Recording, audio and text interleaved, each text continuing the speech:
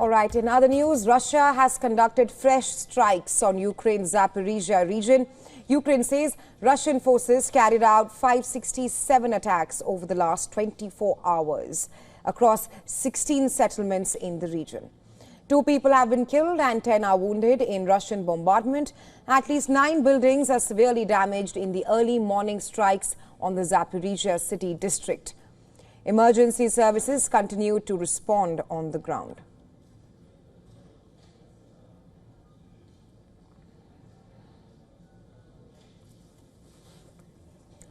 Well, Zaporizhia has been on the front lines of the war that Russia launched against its smaller neighbor in February 2022.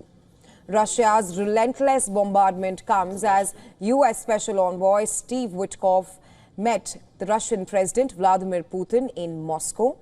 The Kremlin published video of Putin shaking hands with Witkoff in the Kremlin before the talks. But it provided no further details apart from that snapshot of the meeting between Witkoff and Putin.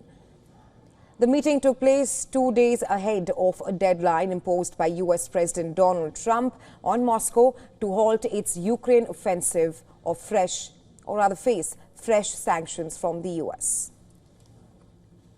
Thank you, Mr. President. Do you still plan to follow through on your threat to impose 100% tariffs on all countries that purchase Russian energy, including China? Well, I never said a percentage, but we'll be doing quite a bit of that. We'll see what happens over the next fairly short period of time. But we'll see what happens. Yep. You know, they have a meeting tomorrow. We have a meeting with Russia tomorrow. We're going to see what happens. We'll make that determination at that time. The White House has not outlined specific actions it would take against Russia, but Trump has previously threatened to impose secondary tariffs targeting Russia's key trade partners such as China and India. On Tuesday, U.S. President Donald Trump said that he would await the outcome of the Moscow talks before moving or ordering any economic retaliation against Russia. Ukrainian President, meanwhile, Volodymyr Zelensky said that he had a productive phone conversation with U.S. President Donald Trump, discussing ways to pressure Russia into ending the war, severe sanctions on Russia, and defense cooperation between Ukraine and U.S. on drone manufacturing. Today, I spoke with President Trump. The most important thing is about ending the war. He is very well informed. He knows about the Russian strikes. He knows about the situation on the front, that the Russians are now trying to make the strikes more intense. We in Ukraine fully support the American proposal for an immediate ceasefire. Zelensky also expressed gratitude to European countries for purchasing $1 billion worth of U.S. weapons for Ukraine, strengthening Ukraine's defense capabilities. According to reports, NATO has started coordinating regular deliveries of large weapons packages to Ukraine. While 2 deliveries of military equipment, most of it bought in the United States, are expected this month. The Nordic package is expected to arrive in September. The deliveries include air defense systems such as Patriot missiles, which are considered crucial for Ukraine to defend itself against Russian attacks. Netherlands has committed $578 million in military aid, while Sweden, Norway and Denmark have jointly pledged $500 million. And well, for more on this, we are now being joined from Moscow is Dr. Umit Nazmi Hazir, who is a political analyst, expert and in Russian politics. Welcome to WION, Dr. Hazir. First up, of course, I want to ask you, what kind of an impact will this meet between U.S. Special Envoy Steve Witkoff and the Russian president have on Trump's August deadline to cease the Russia-Ukraine war? We are just 2 days away from that.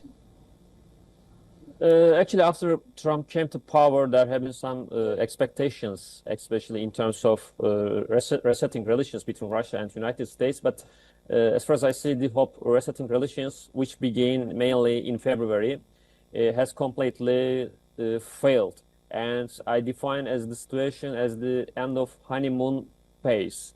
And so I consider this meeting as the last chance of diplomacy, because since February, Russia has been playing for time with United States, But we cannot see productive results because there has been a huge gap between two sides. Because Trump has rather expected an unconditional ceasefire, but on the other hand, Putin was, and Kremlin especially, was more expecting or hoping for a serious dialogue, especially in terms of new security architecture in Europe. Therefore, there have been huge differences and gap in their perspective. So I consider this meeting as the last chance for diplomacy. If there will be, maybe, I don't know, I'm not sure, but maybe Russia would offer some limited airspace ceasefire. But I think Trump expects a bigger ceasefire and agreement. Therefore, I think that there will be not a big result of this meeting. Right, Dr. Hazir, because Trump clearly said that what Washington will do next depends on this meeting, which is taking place in Moscow. You speak of how the honeymoon period is over between the US and Russia. My question to you is that so far we've seen a strategic silence from Russia despite negotiations and multiple rounds of talks. What is the broader game plan of the Kremlin right now? I think Russia, instead of personally targeting Trump, Russia more prefer to systematically change UN foreign policy and defend its own interests. Therefore, not personally targeting Trump. And Russia doesn't want personal conflict. And I guess that Russia will not change its position because Russia targets to capture more territory in Ukraine.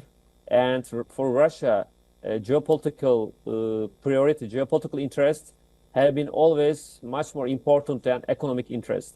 Therefore, even though the Trump administration would impose new sanctions and tariffs on Russia, I guess there will be no big change in the foreign policy of Russia because Russia has some concrete targets in Ukraine. And maybe the two leaders, Putin and Kremlin, they can turn into rivals because they have appeared like partners since Trump came to power. Putin and Donald Trump appear as partners, but I think it will be no longer working, and they can turn into rivals. Right, Dr. Hazir, to sum it up, you've clearly outlined that Trump's sanctions on Russia will not work and that the honeymoon period is over. We'll have to wait and see how this meeting pans out. But thank you so much for joining us on WION World is One from Moscow. Thank you very much for hosting me.